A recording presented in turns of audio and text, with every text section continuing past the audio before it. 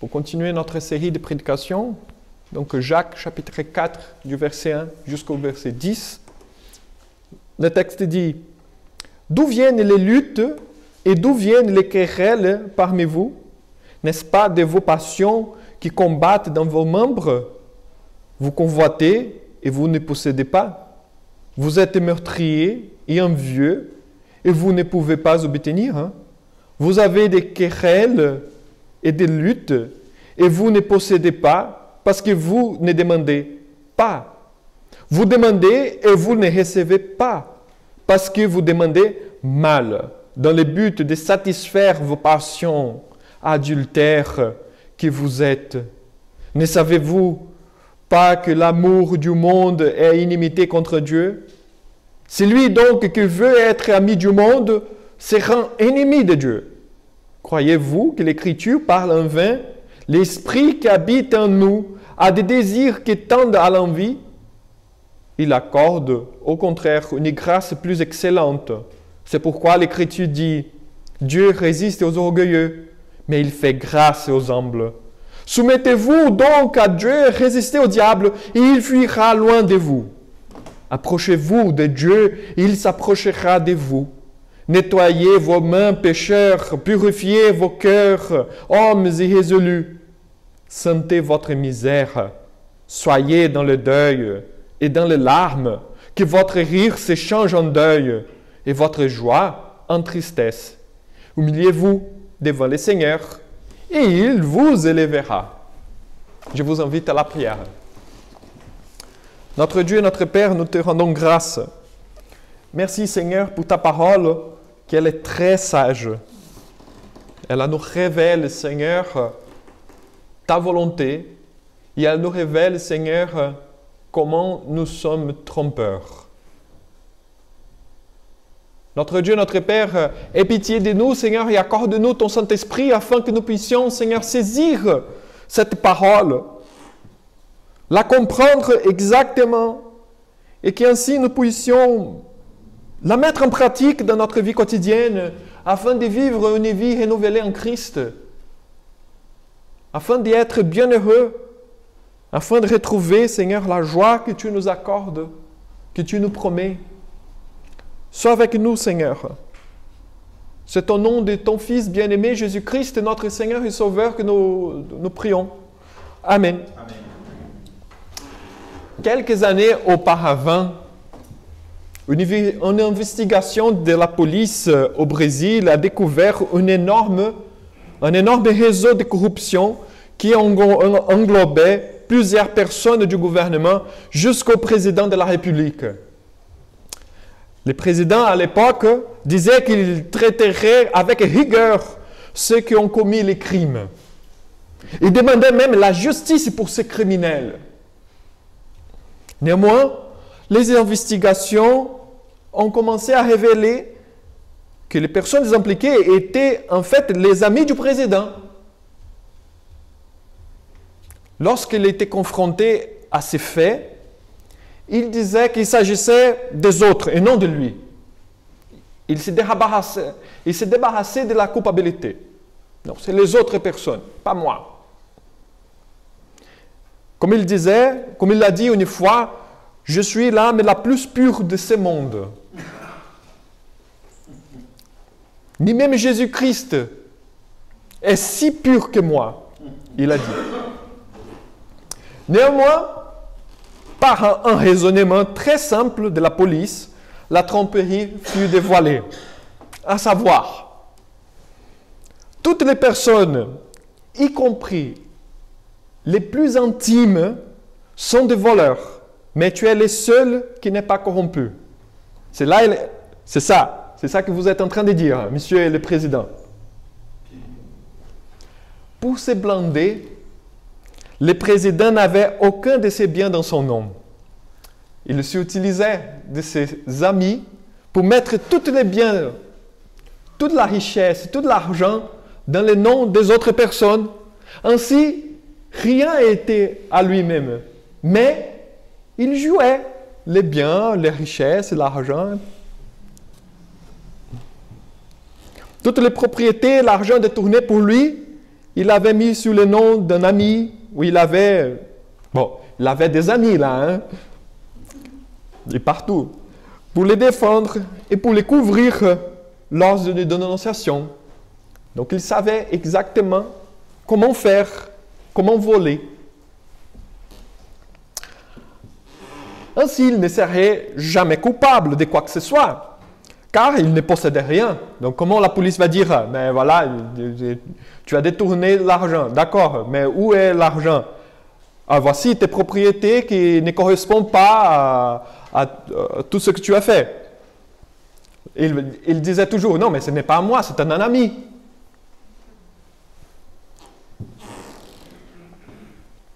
Ses amis étaient des voleurs, mais lui, il n'avait rien. Il n'avait rien à voir avec eux.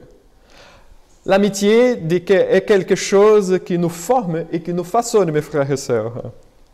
Notre raisonnement, nos sentiments et nos volontés.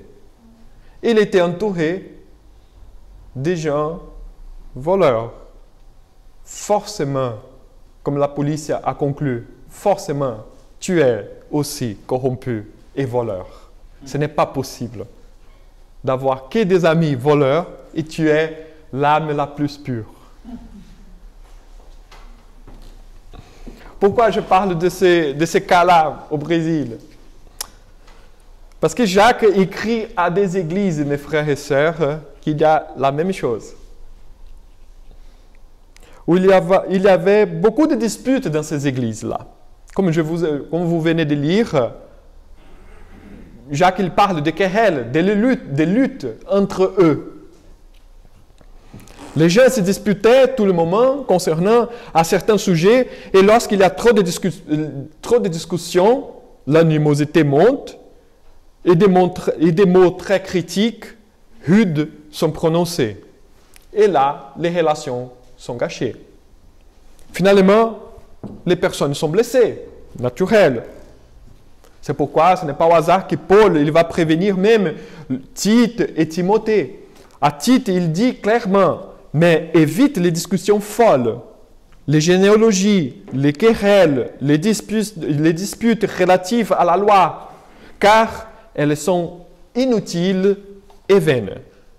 Pourquoi? Justement, on va discuter, à la fin, on ne va pas résoudre, la chose va continuer la même, et on va tous être blessés, parce qu'on a parlé de choses qui ne devraient pas parler, on a employé certains mots qui ne devraient pas être employés, et là, les relations seront gâchées.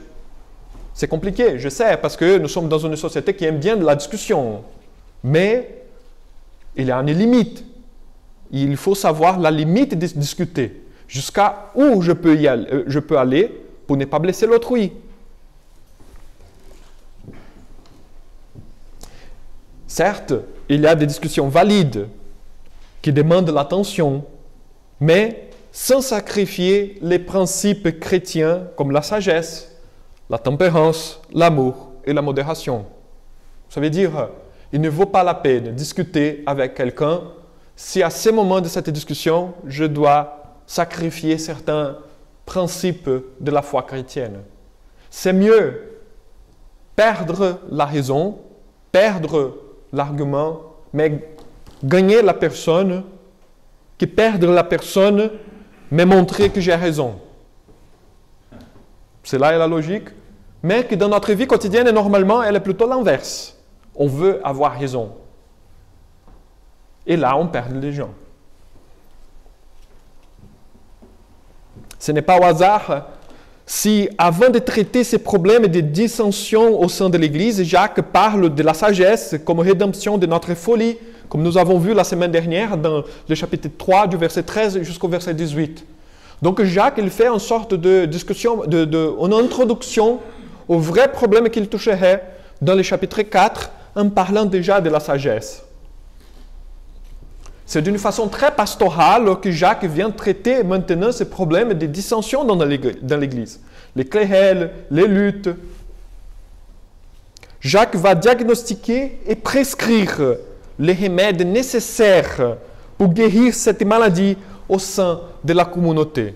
Car il n'y a pas une chose plus dangereuse que justement cette dissension, ces modes de vivre dans la dispute et dans la discussion pour les biens de l'Église. Et donc pour cette réflexion, je voudrais vous inviter à suivre les raisonnements de Jacques. Et Jacques va utiliser deux moments dans ce texte que nous venons de lire. D'abord, la frustration et la violence, dans les premiers 4 versets, et à la fin, une vie d'antithèse au monde. Donc c'est ces deux moments que je voudrais vous inviter à réfléchir à ce moment de la prédication. La frustration et la violence d'un côté, la vie d'antithèse au monde. Ainsi, on pourra dégager quelques principes pour que nous puissions vivre bien dans notre Église et dans ce monde de ténèbres. D'abord, la frustration et la violence. Dans les 4 premiers versets, Jacques fait le diagnostic de la situation des membres de l'Église.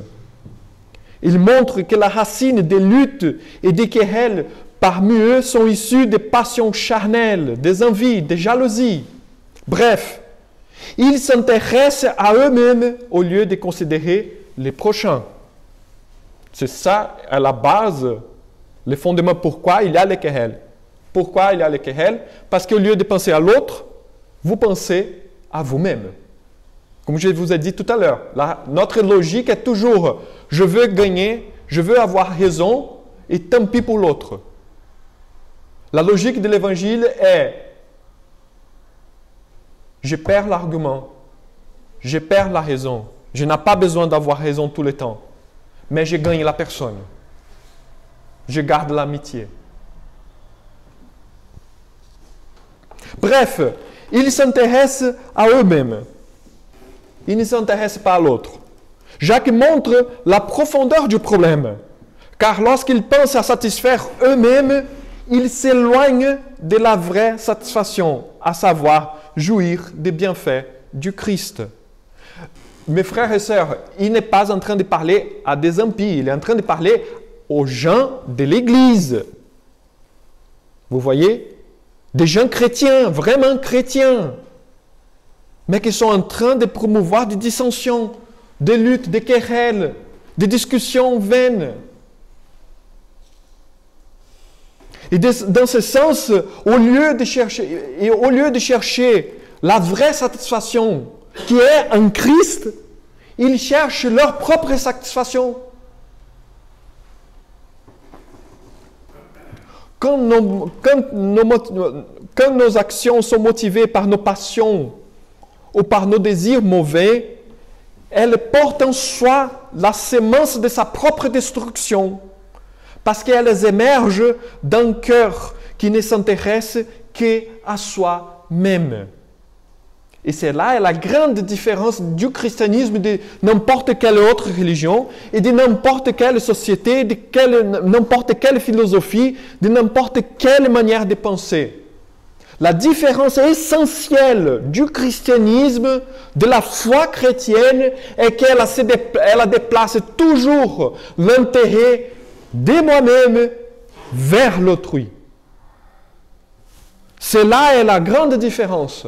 Il n'y a aucune, je peux vous assurer, aucune philosophie, aucune idéologie politique, aucune religion, tout au long de l'histoire de l'humanité, qui a réussi à faire d'une façon claire ce déplacement de moi-même vers l'autrui.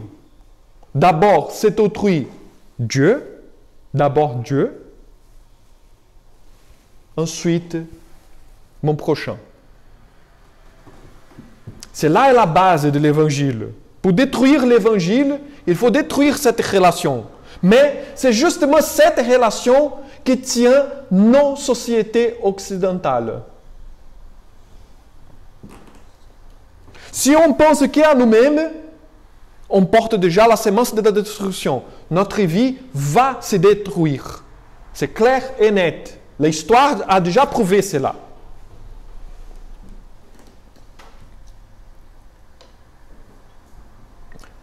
C'est le même effet, mes frères et sœurs, si on boit de l'eau de la mer. Si on a soif et on boit de l'eau de la mer, l'eau salée, on se déshydrate et on sent encore plus de soif. C'est là ce qui se passe lorsque nous pensons qu'à nous-mêmes. De cette manière, le fait de vivre en cherchant que notre bien, nous nous frustrons, nous détruisons la paix et l'unité de l'Église et finalement, nous ne procurons rien. À la fin, nous allons constater la chose la plus simple. Il n'a pas voulu la peine. On a tout fait, et ça ne veut rien dire. Ça n'a pas voulu même quelque chose.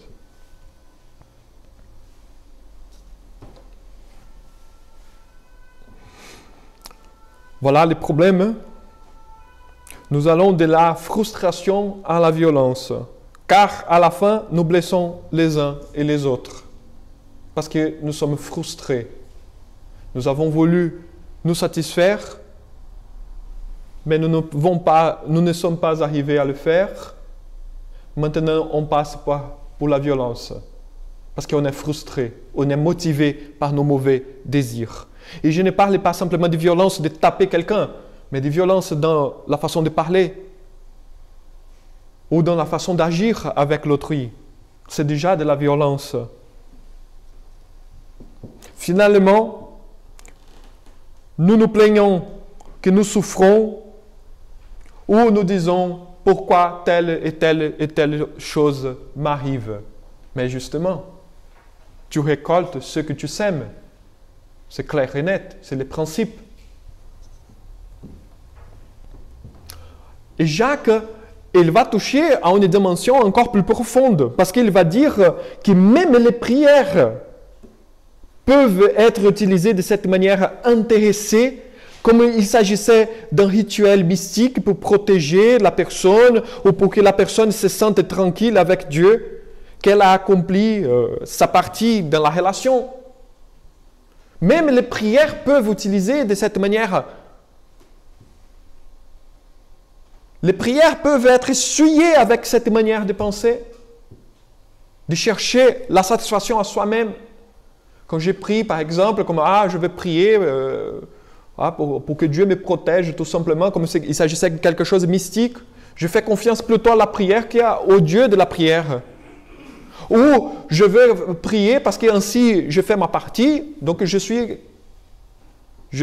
on est quitte avec, je donne les quittus à Dieu. Donc moi je fais ma partie, Dieu fait sa partie, et là nous sommes dans les bons chemins. Non, mes frères et sœurs, non. Cela est penser la prière selon nous-mêmes. La prière n'est pas comme ça. C'est le cas de nos prières trop centrées en nos besoins au lieu d'être déplacées vers Dieu. Prioritairement, dans nos prières, nous devons chercher la volonté divine et que la gloire de Dieu se manifeste à travers notre vie. La prière ne fonctionne pas lorsque nous ne cherchons que nos intérêts personnels, car elle n'est pas faite pour satisfaire nos intérêts, elle est pour glorifier Dieu. Si vous avez déjà compris le Notre Père, les premières demandes de Notre Père, c'est glorifier le nom de Dieu. C'est après qu'il vient, donnez-nous notre pain d'aujourd'hui. C'est bien après. D'abord, c'est la gloire de Dieu. D'abord, c'est chercher la volonté de Dieu. D'abord, c'est Dieu. Après viennent mes besoins. Mes besoins personnels ne sont pas si essentiels comme je pense qu'ils sont. Les besoins essentiels de notre vie humaine, c'est Dieu. C'est pourquoi Jésus a dit, l'homme ne vivra pas que de pain, mais de toute parole qui vient de la bouche de l'Éternel, qui sortent de la bouche de l'Éternel, du Seigneur. Manger et boire ne sont pas si essentiels comme vivre avec Dieu. Parce que manger et boire, si j'arrête de manger et boire, je fais un jeûne. Et je vais vivre. Ce n'est pas grave. Il y a des personnes qui ont déjà vécu 30, 60, 90 jours sans manger et sans boire.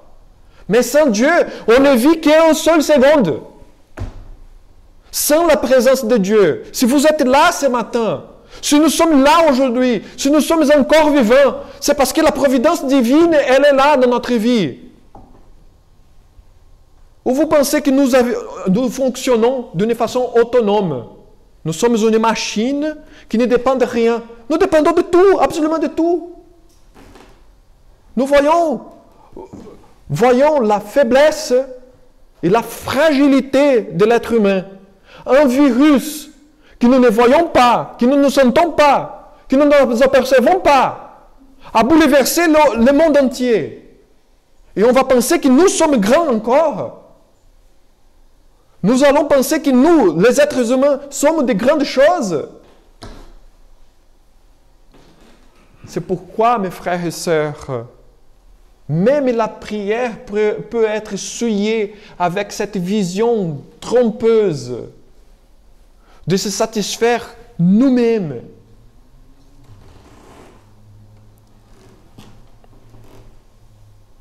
La prière doit être d'abord pour Dieu, pour la gloire de Dieu, après pour moi. C'est pourquoi Jésus a dit, cherchez d'abord les royaumes. Cherchez d'abord les royaumes. Les autres choses viendront. Ce n'est pas grave. Dieu prend soin de vous. Mais notre logique humaine est l'inverse. Je vais chercher d'abord les autres choses. Après, avec le temps qui va me rester, je cherche Dieu. Comme j'ai déjà écouté beaucoup de personnes dire, d'abord je vais faire ma vie. Et après, quand je serai plus âgé, tranquille, que j'ai déjà gagné beaucoup d'argent, là, je vais me dédier à l'église. Là, je vais me dédier au Seigneur. Là, je vais être actif dans l'église. Mais non. Et non. Tu cherches d'abord le Seigneur. Et tu verras comme le Seigneur va pavimenter ta vie entière. C'est là la logique. C'est comme la personne qui pense, d'abord, je vais devenir intelligent. Après, je vais résoudre mes problèmes. C'est les deux choses en même temps. Tu deviens intelligent en résoudant les problèmes. On renverse l'ordre des choses. Vous voyez notre problème? Ce n'est pas au hasard qu'il y a des querelles. Ce n'est pas au hasard qu'il y a des luttes. Ce n'est pas au hasard si la vie ne marche pas, si ne fonctionne pas. Mais ne va pas fonctionner. On se dupe, on pense, on se trompe. On pense, va marcher. Ne va pas marcher. C'est clair et net. La prière doit être enveloppée, mes frères et sœurs, par un sentiment plus élevé de vivre en communion avec Dieu. C'est là la façon de comprendre la prière. De moi déplacer vers lui, vers le Seigneur. Bref, la prière ne fonctionne que dans une condition permanente de dépendance de la volonté de Dieu. Sinon, elles sont vaines, qu'un exercice de parler à l'air. C'est tout simplement cela. Afin de conclure le diagnostic de cette situation, Jacques montre que la racine de leurs problèmes est leur relation avec le monde encore. Une relation mal résolue. Ce n'est pas au hasard s'ils souffrent énormément, car au lieu de se débarrasser complètement de l'ancienne manière d'agir et de penser, ils continuent à penser et agir selon les principes de ce monde. Vous voyez la situation de ces chrétiens-là. Ils sont des chrétiens. Comme je vous ai dit, ils sont vraiment des chrétiens. Mais leur façon de penser et leur façon d'agir est encore la façon du monde. Ainsi, ils sont tiraillés entre la foi chrétienne et leur amitié avec le monde. Dans ce cas, ils ne se retrouvent pas dans un mi-chemin entre Dieu et le monde, mais ils s'égarent progressivement de Dieu, parce qu'ils sont absorbés par le mal sans s'en rendre compte. Ce n'est pas un mi-chemin. Ils ne sont pas neutres. Ils ne sont pas dans dans une situation à peu près quelque chose. Ils sont en train de s'égarer, mais ils ne se rendent pas compte. Parce que soit nous sommes attachés au Seigneur vraiment, soit on s'égare. C'est comme ça que ça marche. Il n'y a pas mi-chemin. Conduire notre vie chrétienne d'une façon à la légère et s'égarer progressivement. Ça n'arrive pas aujourd'hui, ne va pas arriver du jour au lendemain. Ça vient avec les années. Tranquille. Le diable, il sait faire son travail. Tranquillement, pas de souci. Nous sommes immédiatistes. Nous voulons les choses qui soient faites maintenant, à 5 minutes. Le diable, non. Il a la patience. Il est tranquille. Ils n'ont pas compris, ces chrétiens-là, ils n'ont pas compris qu'ils devraient vivre dans une constante relation d'antithèse au monde. Car les principes de l'Évangile sont complètement contraires aux principes de la société, soit celle de l'époque de Jacques, soit celle de notre époque. C'est ça est la question. Je vous raconte une histoire rapidement. Je lis hier, j'étais en train de lire un article sur l'interprétation d'Apocalypse 20 que nous sommes en train d'étudier ici à Friedland, les livres de l'Apocalypse. Hier, on a commencé déjà à traiter Apocalypse 20. J'étais en train de lire un article d'Apocalypse 20 qui raconte justement l'histoire de Saint Boniface. Boniface de Mayence, c'était un moine missionnaire du 7e siècle. Il était le responsable pour prêcher l'évangile ici dans la région de Hesse en Allemagne. Et quand il arrive à cette région de Hesse en Allemagne, il regarde qu'il y avait un gros arbre, un chêne énorme, qui a été identifié comme le chêne de Thor, de la religion germanique de l'époque. La chaîne de Thor. C'était autour de cet gros arbre, de ces gros chênes, que les gens de la région là faisaient leur rituel, la religion. Quand Saint Boniface il arrive pour prêcher l'évangile aux Allemands, aux Germaniques, parce qu'il n'y avait pas d'Allemagne à cette époque-là, au 7e siècle, qu'est-ce qu'il fait? Il prend une hache et coupe les chênes. Il a coupé les chênes. Les gens sont regardés. Ils ont regardé. Les chênes, pouf, par terre. Les gens, tout de suite, ils ont pensé, Thor va les détruire maintenant.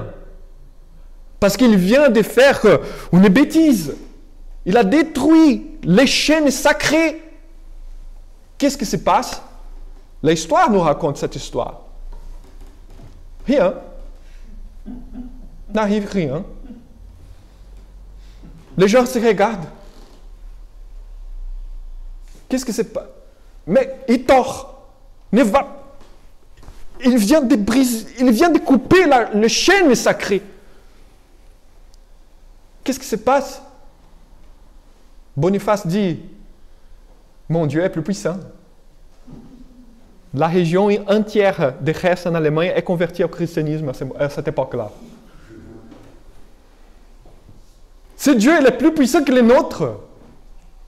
Je ne suis pas en train de dire pour aller couper les arbres, et ni même pour détruire les autres religions.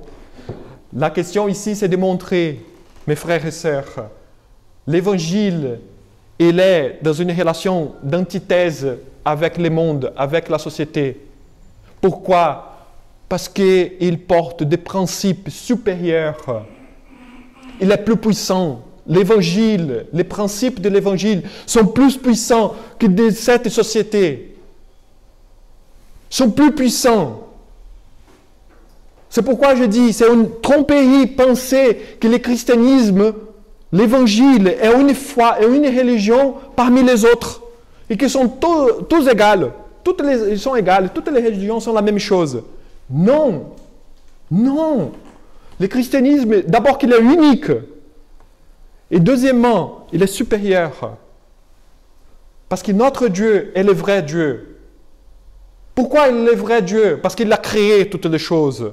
Il s'est incarné en Jésus-Christ. Il est ressuscité des morts. Il est monté au ciel.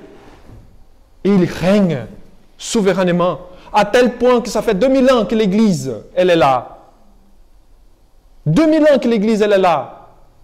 Et elle n'a pas bougé.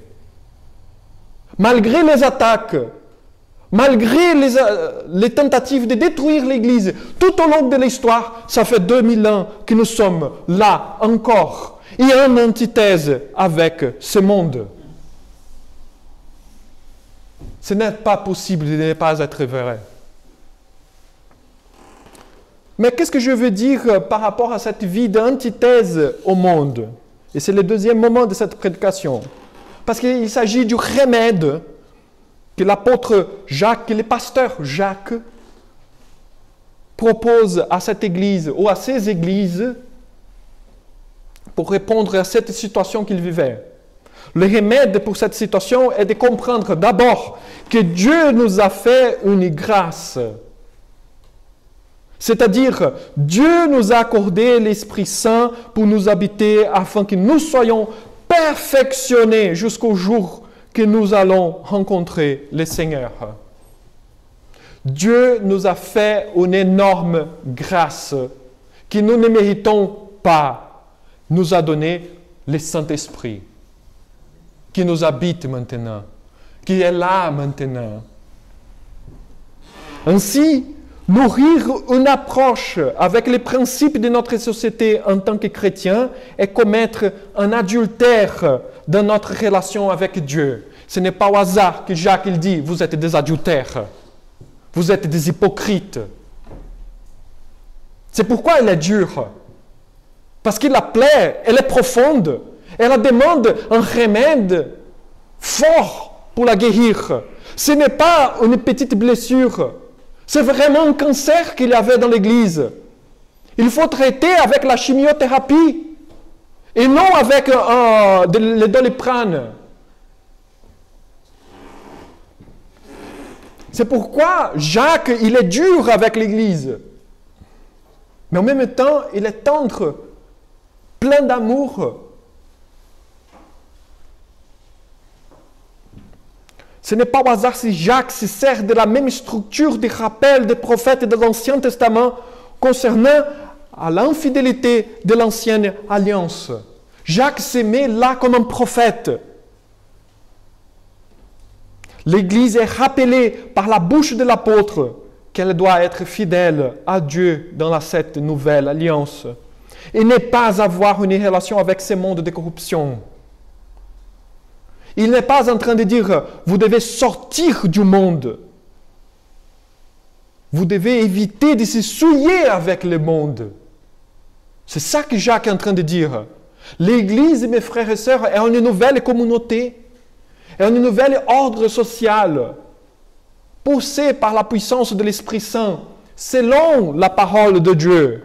Notre société est un autre ordre social, poussé par ses propres envies et par ses propres désirs de satisfaction personnelle, selon les principes politiques, idéologiques, philosophiques qui sont éparpillés dans toute la société.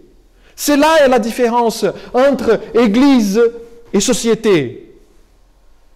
Nous n'avons pas les mêmes principes, mais nos principes ils sont supérieurs, à tel point que l'Église ne va pas combattre le monde, elle va gagner le monde par l'amour. C'est pourquoi, maintenant que nous avons cette affaire avec la loi du séparatisme, une des personnes responsables du CNEF a demandé au gouvernement qui veut passer cette loi qui va nous empêcher notre liberté du culte, au prétexte de violence, quelqu'un responsable du CNEF, de la Fédération protestante, a demandé « Donnez-nous un seul exemple de violence de notre part en tant qu'évangélique dans toute l'histoire de la France, un seul, il n'y a pas. Parce que les principes du christianisme sont supérieurs. Violence est toujours quelque chose de bas, d'en bas. Nous luttons, nous combattons, nous chrétiens, avec l'amour, avec la grâce de l'Évangile. S'il faut subir, on va subir et on va demeurer fidèle. Parce que la foi est toujours là. Dieu nous a fait une grâce. Il nous a donné l'Esprit Saint pour persévérer jusqu'à la fin. Et ce n'est pas une menace qui va nous détourner. C'est pourquoi Jacques, il appelle les gens de l'Église, pas d'amitié avec ce monde. Soyez des amis de Dieu. Si vous me dites, ah non, mais je suis chrétien, mais vous êtes entouré que de voleurs. Vous allez me dire que vous n'êtes pas voleur.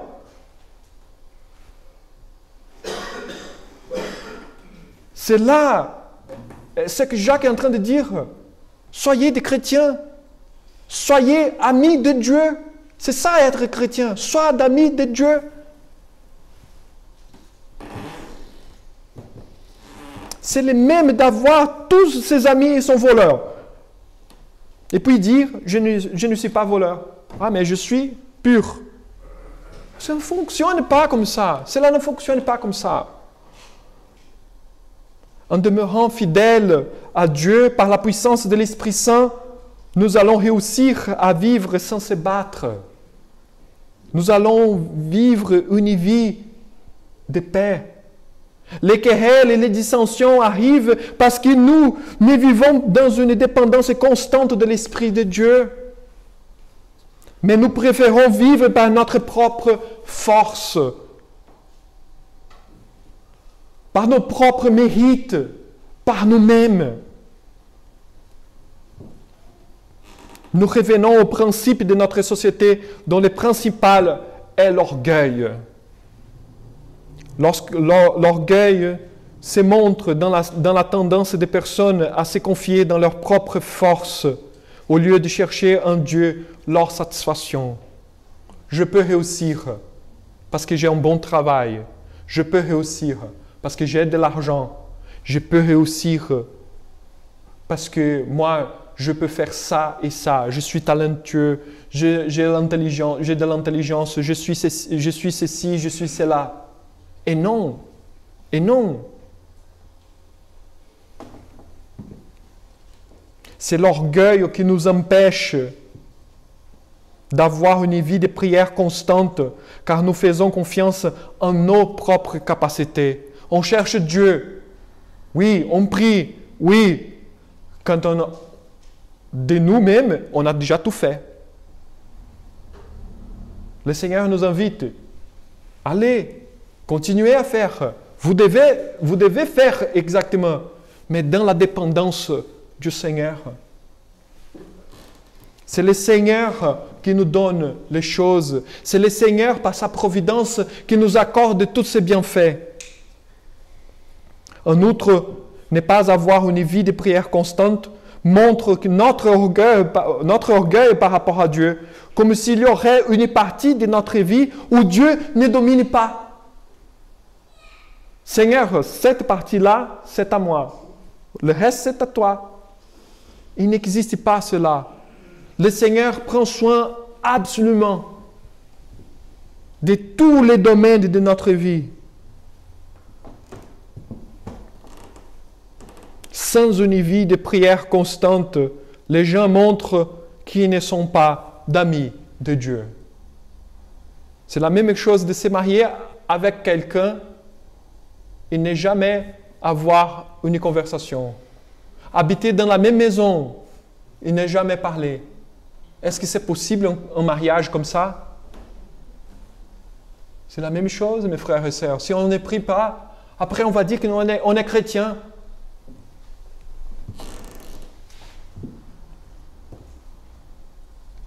Il n'y a pas d'autonomie devant la présence de Dieu.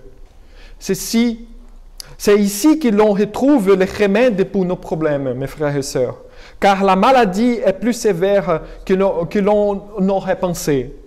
Une vie qui cherche l'Esprit Saint par la prière, qui marche avec le Seigneur dans la dépendance constante de sa providence, nous pousse à accomplir la série d'impératifs que Jacques mentionne dans les versets 7 jusqu'au verset 10. Voyez bien ce que je suis en train de dire. Les impératifs qui sont dans les versets 7 au verset 10 ne sont pas nous-mêmes qu'on va faire, mais c'est justement une vie d'amitié avec notre Dieu qui nous permet d'accomplir tous ces impératifs-là. C'est-à-dire, comme Jacques dit dans le verset 7, « Soumettez-vous donc à Dieu, résistez au diable, il fuira loin de vous. » Soumettre à Dieu, ne vient pas de nous-mêmes, vient de l'Esprit qui nous habite. Résister au diable, ce n'est pas parce qu'il y a une force en nous. Non, c'est parce que l'Esprit Saint nous habite. Et dans ces cas, l'ennemi n'a aucun pouvoir. Il est en échec. On règne déjà avec Jésus-Christ, mes frères et sœurs. Nous vivons une vie comme il s'agissait que Christ ne régnait pas, mais il règne. Jésus-Christ est dans son trône. Et nous régnons avec lui. C'est pourquoi l'ennemi n'a aucun pouvoir contre nous. C'est pourquoi Jacques, il dit d'une façon très claire, très directe, résistez au diable. Il fuira, c'est la logique. La cause et l'effet. Résistez, il fuira. Approchez-vous de Dieu, et il s'approchera de vous. Nettoyez vos mains, pécheurs. Purifiez vos cœurs, hommes irrésolus. Sentez votre misère. Soyez dans le deuil et dans les larmes. Que votre rire se change en deuil et votre joie en tristesse. Humiliez-vous devant le Seigneur. Humiliez-vous devant le Seigneur. Ressentez la misère. Ressentez les péchés de notre chair qui est en train de corrompre, en train de nous ronger. Sentez notre condition pécheresse dans laquelle nous sommes. Parce qu'à ces moments, lorsque nous rendons compte de notre situation de péché devant le Seigneur, sera le moment que la grâce et l'amour de Dieu se montreront de la façon la plus chaleureuse et de la façon la plus merveilleuse qui existe. Là, on va voir comment l'amour de Dieu est profond. Mais si on est rempli de nous-mêmes, si nous cherchons que nos intérêts personnels, la grâce, l'amour de Dieu ne sont rien. C'est comme une personne qui ne sait pas qu'elle est malade. Et un médecin lui arrive et lui dit, j'ai des médicaments. Mais la personne ne se rend pas compte qu'elle est malade. Elle dit, tant mieux pour toi. Mais si la personne sait qu'elle est malade, si la personne se rend compte de sa maladie, si quelqu'un lui arrive et lui dit, voici les médicaments, la personne va implorer pour ces médicaments. C'est là est le remède de Jacques. Ressentez la misère où vous êtes, afin que la grâce soit abondante. Et ce n'est pas au hasard s'il nous donne une promesse à la fin du texte, mes frères et sœurs. Humiliez-vous devant le Seigneur, et il vous élèvera. N'essayez pas de vous élever. Non. Ne faites pas comme ça. Au contraire, humiliez-vous devant le Seigneur, et c'est lui qui va vous élever. Le Seigneur va vous porter. Le Seigneur va prendre soin de chaque instant de ta vie. Rien ne va manquer. Ce n'est pas par hasard si parfois dans notre vie, nous voyons que nous sommes bloqués dans une condition. Car simplement, nous sommes trop orgueilleux. D'abord pour reconnaître que nous le sommes, et deuxièmement, que nous avons besoin de Dieu. Dès que nous réalisons cette condition, l'Esprit Saint vient à notre aide. En conséquence, nous arrivons à nous soumettre à Dieu docilement. Nous résistons au diable, car il est un ennemi déjà vaincu, et nous nous approchons de Dieu. Nous mettons notre maison en ordre, en purifiant notre cœur et en repentant de nos péchés. Dès que nous vivons selon la perspective que nous sommes des pécheurs et nous nous humilions devant Dieu, le Seigneur vient à notre aide. Dès que je pense que je peux faire quelque chose, Dieu ne va pas agir dans ma vie. Je dois me vider complètement pour que Dieu me remplisse de son Saint-Esprit. Afin de conclure cette prédication, mes frères et sœurs, je voudrais reprendre le thème de notre série de prédications. Qu'est-ce qu'est notre vie? Notre vie est une vie d'amitié avec Dieu et non avec ce monde.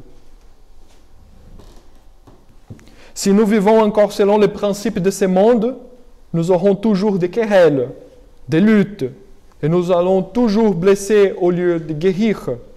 Nous allons toujours utiliser notre langue d'une façon mauvaise, et nous ne serons jamais capables de reconnaître nos péchés. Nous serons toujours le maître de la morale, ceux qui est capable de dire ce qui est bon ou ce qui est mauvais. Nous allons chercher nous satisfaire, mais nous serons toujours assoiffés, car nous ne pensons qu'à nous-mêmes au lieu de penser à Dieu. Nous ne serons jamais capables de pardonner les autres et de recevoir les pardons de ceux que nous avons offensés. Donc nous ne serons jamais capables de rendre culte à Dieu. Car même si nous sommes présents au culte tous les dimanches, notre cœur est distinct de Dieu. Comme Jésus nous a bien appris lorsqu'il a dit dans la prédication dans la montagne, les sermons sur la montagne, il a dit, si donc tu présentes ton offrande à l'autel et que là tu te souviens que ton frère a quelque chose contre toi, laisse là ton offrande devant l'autel et va d'abord te réconcilier avec ton frère. Puis viens présenter ton offrande. Avant de rendre culte à Dieu, c'est mieux de résoudre nos problèmes personnels. Après, on va là-bas. On va rendre gloire à Dieu. Notre vie, mes frères et sœurs, est une vie d'antithèse au monde, car nos principes sont autres. Nous voulons rétablir les relations. Nous ne voulons pas casser les relations. Notre vision du monde est autre. Notre motivation est autre. Nos sentiments sont autres. Notre volonté est autre. Que notre vie soit toujours une vie de dépendance de la grâce souveraine. Parce que par nous-mêmes, on ne va jamais réussir. C'est pourquoi nous dépendons de l'Esprit Saint que Dieu nous accorde.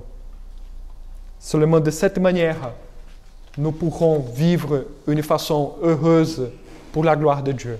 Je vous invite à la prière.